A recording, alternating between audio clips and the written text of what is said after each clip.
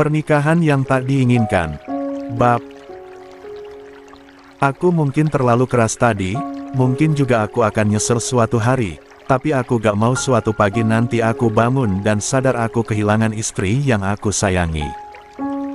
Hanya karena aku terlalu sibuk menjaga hubungan dengan adik yang lupa batas.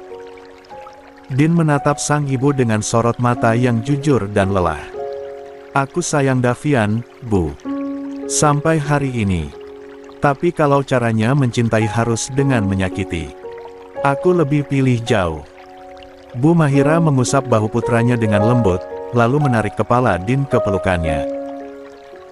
Din membiarkan dirinya direbahkan di dada ibunya, untuk pertama kalinya setelah sekian lama, seperti anak kecil yang kelelahan dalam badai dunia yang tak dia pahami sepenuhnya. Dalam dekapan Bu Mahira, Din tak lagi menahan gejolak di dadanya. Suaranya lirih, nyaris patah, tapi setiap kata mengalir dari hati yang dipenuhi luka dan kekecewaan.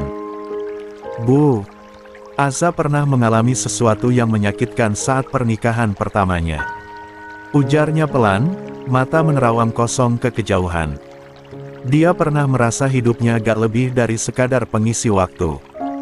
Di pernikahan pertamanya, dia gak cuma diselingkuhi, tapi juga dihina.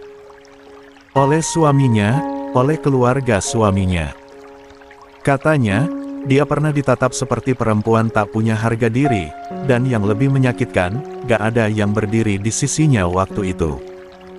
Gak satu pun. Bu Mahira membekap mulutnya dengan melipat bibirnya ke dalam, tak kuasa menahan gemuruh hatinya. Namun dia biarkan putranya terus bicara, karena pagi ini, luka harus disuarakan agar bisa perlahan sembuh. Din melanjutkan, nadanya dalam dan berat.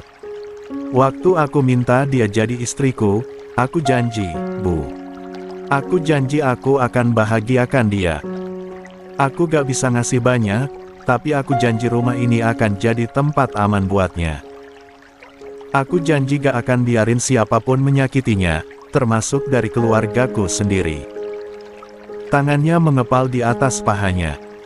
Lalu sekarang, adikku sendiri yang justru ngerusak kepercayaan itu. Hanya karena hal sepele. Hanya karena restu yang tertunda. Dia bilang apa ke Aza, Bu? Apa sampai hati membuat perempuan sekuat dia, memilih diam, tapi memendam luka begitu dalamnya?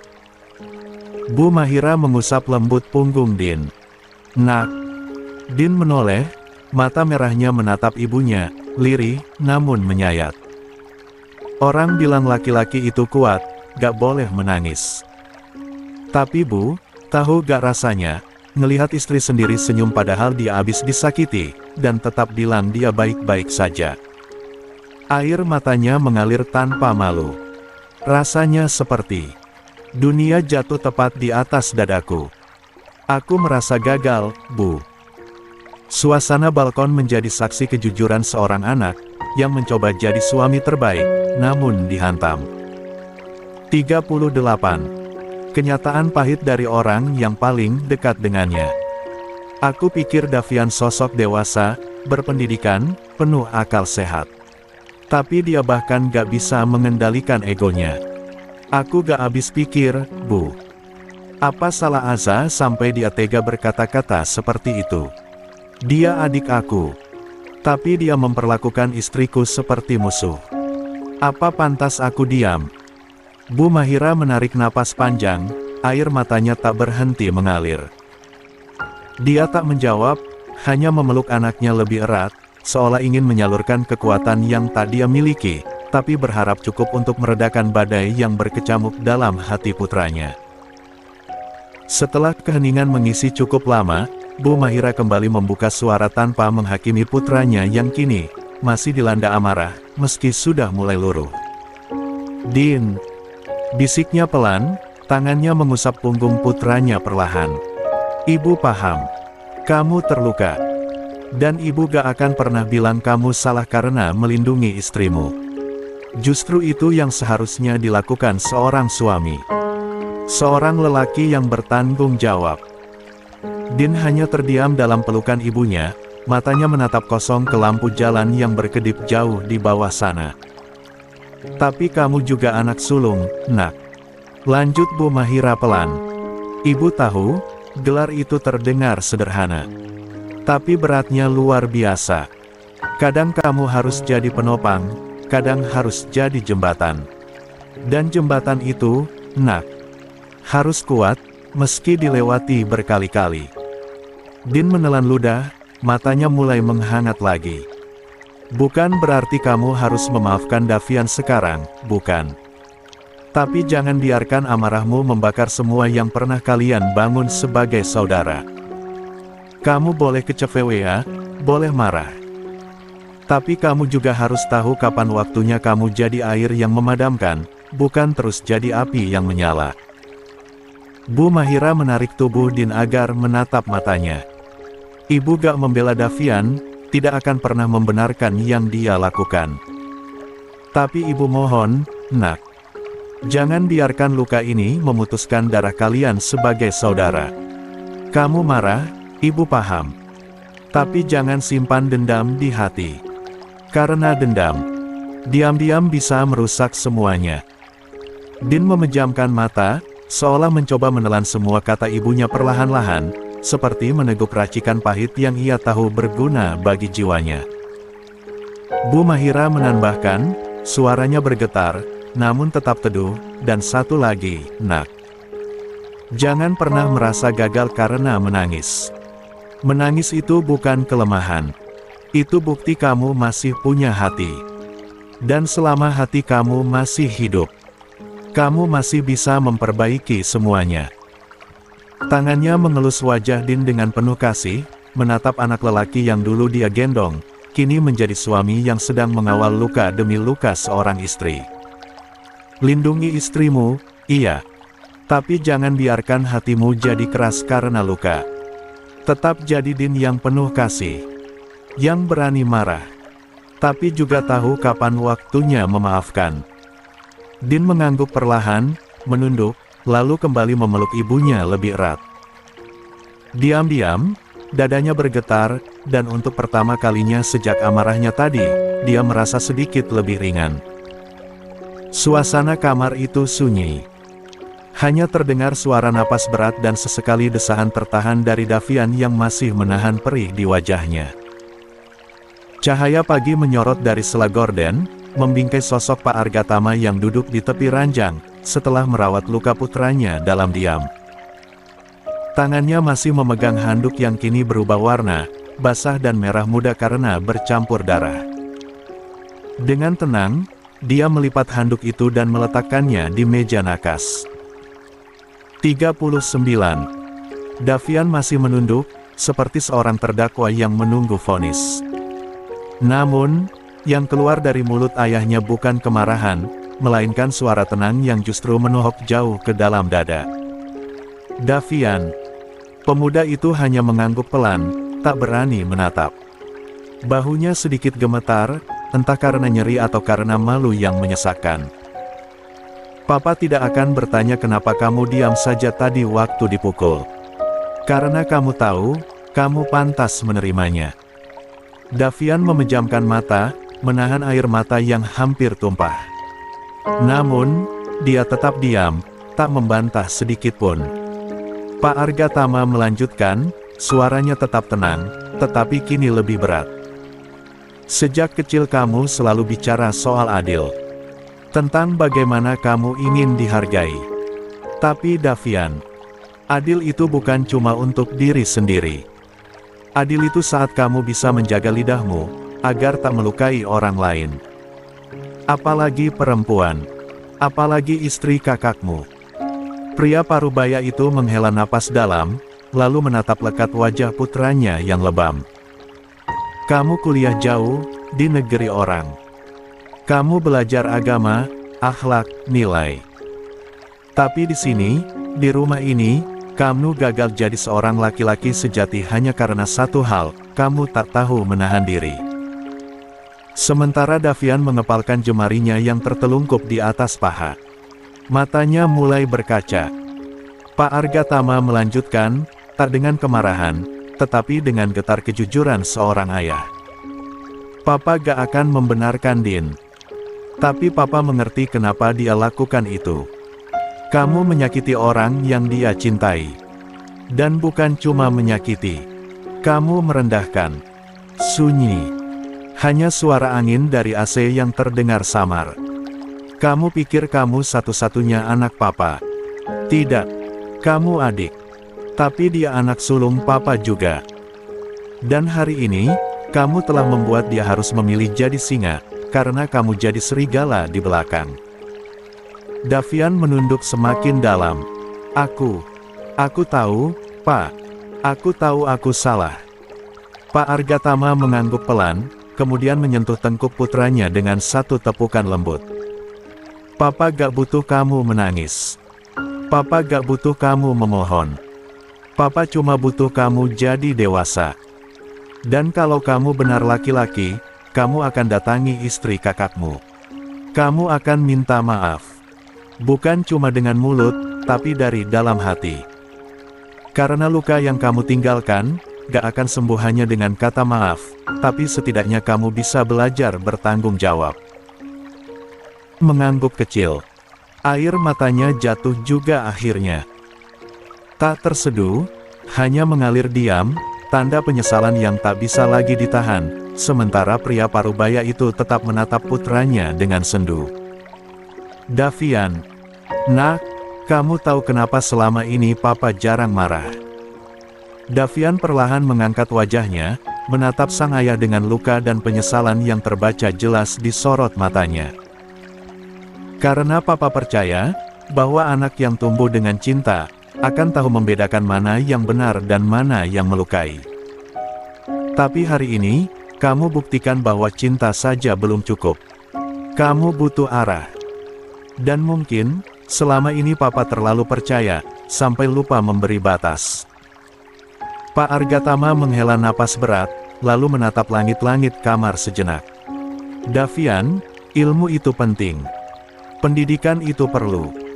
Tapi lebih dari itu semua, ada yang jauh lebih bernilai, yaitu adab. Dan adab yang paling mendasar adalah, jangan pernah mempermalukan orang yang tidak pernah menyakitimu. 40. Dia menoleh lagi menatap Davian, penuh kasih, tetapi juga getir. Kamu tahu siapa Asarin itu? Dia bukan sekadar istri kakakmu, bukan sekedar ibu dari keponakan-keponakanmu. Dia perempuan yang pernah kehilangan harga dirinya, pernah trauma. Dia datang ke keluarga kita membawa luka, tapi tetap bisa tersenyum. Kamu menyebut dirimu berilmu, tapi kamu melukai orang seperti dia. Apa yang sedang kamu kejar, nak? Davian tak bisa menahan air matanya lagi, menetes tanpa suara. Jangan jadikan kepintaran sebagai tameng untuk kesombongan. Karena orang yang benar-benar berilmu, tak akan pernah menjatuhkan orang lain untuk meninggikan dirinya sendiri. Pak Argatama memegang pundak anaknya dengan erat, lalu berkata lirih. Kalau kamu ingin jadi orang besar, mulailah dari hati yang lapang. Bukan tangan yang mudah menunjuk kesalahan, tapi telinga yang siap mendengar, dan mulut yang tahu kapan diam. Sejenak hening. Kamu terluka, iya. Tapi kamu juga melukai. Dan jika hari ini kamu merasakan sakit, mungkin itu cara Tuhan mengingatkan kamu, bahwa tidak semua orang yang diam itu lemah. Dan tidak semua yang sabar itu bisa kamu injak tanpa balas. Pak Argatama tersenyum kecil, lalu mengusap kepala putranya dengan lembut. Ayah masih percaya kamu bisa berubah. Karena anak baik bukan anak yang tak pernah salah, tapi anak yang tahu bagaimana belajar dari kesalahan. Dan kalau kamu benar menyesal, jangan sembunyi di balik diam. Datangi orang yang kamu lukai, dan buktikan, bahwa kamu laki-laki, bukan pengecut. Dia berdiri pelan, lalu berujar sebelum melangkah meninggalkan kamar. Ingat, nak, luka bisa sembuh, tapi sikap akan diingat. Dan seseorang akan dinilai bukan dari masa lalunya, tapi dari cara dia memperbaiki kesalahannya. Sudah 2 hari berlalu sejak pertengkaran itu terjadi. Davian tak lagi keluar dari kamarnya, bahkan suara langkahnya pun tak terdengar di lorong apartemen. Bahkan Azarin pun sempat bertanya soal Davian yang tak pernah terlihat di meja makan, tetapi Bu Mahira justru menjelaskan jika Davian sedang fokus mempersiapkan kepulangannya di Mesir. Sementara Din, seperti tak terjadi apapun, tetap bercanda seperti biasa, terutama di hadapan Alina dan Azarin. Lelaki itu pandai menyembunyikan bekas kemarahan di tangannya dengan hanya balutan Hansaplas kecil, dan untungnya, lebam itu tak terlalu kentara. Keberangkatan Azarin pun ke Sukabumi kemarin, harus mundur besok pagi, dikarenakan bujuk rayu Bu Mahira yang berniat membuatkan makanan untuk Azarin bawa ke Sukabumi. Di dalam kamar, sore itu, Din sudah berbaring santai di atas pangkuan Azarin. Kepalanya bersandar lembut pada paha istrinya, sementara satu tangannya mengelus perlahan perut Azarin yang kian menembuncit. Udara sore mengalun masuk melalui celah jendela balkon yang terbuka. Alina baru saja berlari keluar, ingin ikut neneknya ke supermarket di lantai bawah apartemen. Suasana sepi, hening, hanya terdengar detak jarum jam dan tarikan napas pelan dari Din yang tampak enggan beranjak dari pelukan istrinya. "Sayang," bisik Din pelan, menatap perut Azarin, lalu menengadah sedikit menatap wajah istrinya dari bawah. "Jadi ke Sukabumi?" Azarin mengangguk pelan, jemarinya terus menyusuri rambut Din dengan kasih sayang yang tulus. "Iya, Mas. Insya Allah. Besok pagi berangkat." 41. Din menghela napas panjang, seolah berusaha menyimpan sesuatu yang tak ingin dia lontarkan. Lalu bibirnya bergetar, menyuarakan nada lirih dengan cengiran pahit. "Lalu suamimu di mana, sayang? Masa harus LDR sama istrinya yang lagi hamil begini?" Azarin tersenyum kecil. Senyuman itu lembut, namun menyiratkan luka yang tak ingin dibagi. Dia menunduk sedikit, menatap mata Din, lalu berbisik. "Seorang istri itu, Mas, kemanapun dia pergi, ruhnya tetap bersama suaminya. Kalau niatnya baik, langkahnya pun tak akan pernah menjauh dari ridho suaminya." Din hanya diam, mendengarkan. Dia tahu, ada sesuatu yang disembunyikan istrinya. Namun perempuan itu terlalu bijak untuk menyampaikan sakitnya dengan kata-kata kasar. "Aku ke Sukabumi bukan untuk menjauh, Mas. Tapi untuk menjemput kembali diriku yang dulu. Yang bercita-cita menjadi guru, yang ingin berbakti lewat ilmu, dan yang pernah berjanji pada almarhum Abah, kalau aku ingin membangun taman kanak-kanak itu jadi tempat yang penuh kasih." Din menatap wajah istrinya lekat-lekat. Dia tak melibat keraguan sedikit pun di sana. Justru ada keteguhan, sekuat akar yang tak tergoyahkan meski diterpa badai. "Kenapa sih harus kerja, sayang? Aku ini kurang apa? Apa ada hal yang belum aku penuhi selama ini?" Nada suara Din tidak marah, tetapi syarat kegelisahan. Seolah di balik pertanyaan itu, terselip kekhawatiran sebagai suami, tentang kehilangan, tentang ketidakcukupan.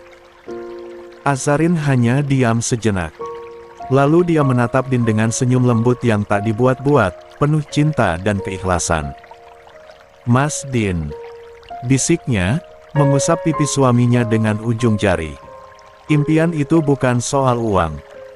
Uang bulanan yang Mas kasih, itu sudah lebih dari cukup. Bahkan kadang aku gak tahu mau pakai untuk apa."